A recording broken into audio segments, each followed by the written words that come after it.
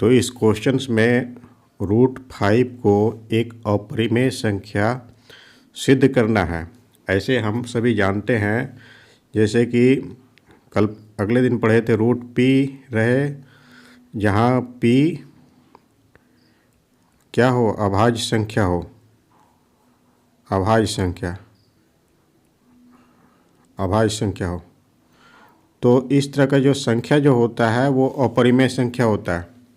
कोई भी अभाज्य संख्या क्या क्या होता है, जैसे 2 हो गया, 3 हो गया, 5 हो गया, 7, 11, इस तरह का जो संख्या जो आता है उसको हम लोग अभाज्य संख्या कहते हैं। जब इसमें से रूट लगा देते हैं तो वो संख्या एक अपरिमेय संख्या हो जाता है। तो हमको सिद्ध करना है √5 एक जो है अपरिमेय संख्या है। तो इसका जो है उल्टा हम लोग मान लेते हैं कि √5 जो है एक परिमेय संख्या है।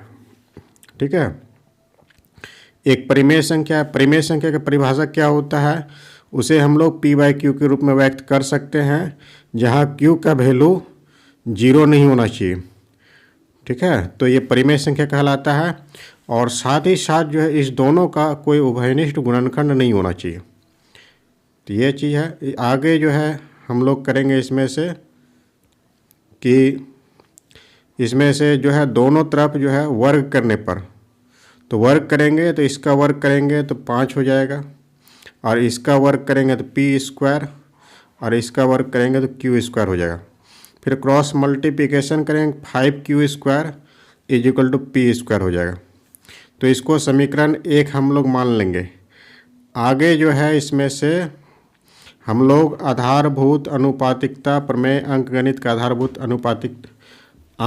के आधारभूत प्रमेय हम लोग पढ़े थे।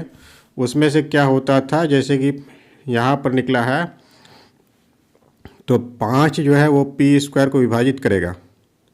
यहाँ जो रिलेशन निकला उसके आधार पर 5 जो है वो p² को विभाजित करेगा। जैसे ये 5 है, ये p² को विभाजित करेगा, 5 p² को विभाजित करेगा। तो अंकगणित का आधारभूत प्रमेय के आधार पर क्या हो जाएगा, 5 जो है p को भी विभाजित करेगा। इसका अर्थ ये हो गया कि p का जो है, यहाँ पर जैसे p है, यहाँ पर p, इसका एक गुणनखंड 5 है। तो अगला हम लोग करेंगे p को जो है, यहाँ पर जैसे p है, p² है, तो p को हम लोग मान लेंगे 5 की। और समीकरण 1 यही है, समीकरण 1 में इसका वैल्यू रख देंगे p की जगह पर।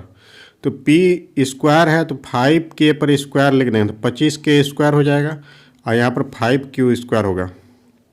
तो वही 5k² यहाँ पर रखा गया है, और 5q² इधर शेष है। ये यहाँ पर वैल्यू इसका रखा गया, p की जगह पर 5k। तो हल करने पर 5q² हो जाएगा, यहाँ पर 25k² हो जाएगा। तो 5 कैंसिल हो जाता है, ये 5 और यहाँ पर 25, ये कैंसिल होकर के 5k² बन गया। तो उसी तरह से यहाँ पर जैसे ये 5 जो है क्या करेगा, q² को विभाजित करेगा, q² विभाजित करता है। अतः जो है 5 जो है यही 5 q को भी विभाजित करेगा, ये हो गया। तो q को विभाजित करेगा, इसका अर्थ क्या हो गया कि 5 जो है q का भी एक गुणनखंड होगा। तो उसी तरह से p और q जो है का उभयनिष्ठ गुणनखंड ये 5 है। तो हम सभी माने थे शुरू में कि ये इसका कोई उभयनिष्ठ गुणनखंड नहीं है, लेकिन यहाँ पर क्या निकल रहा है, इसका उभयनिष्ठ गुणनखंड है। तो ये एक विरोधाभास हो गया। विरोधाभास का अर्थ हो गया कि हम जैसे माने थे कि ये एक परिमेय संख्या होगा, लेकिन परिमेय संख्या नहीं होकर के ये एक अपरिमेय संख्या होगा। इसलिए जो है हम जैसे माने थे उस तरह से नहीं निकला, इसीलिए √5 जो है एक अपरिमेय संख्या हो जाएगा।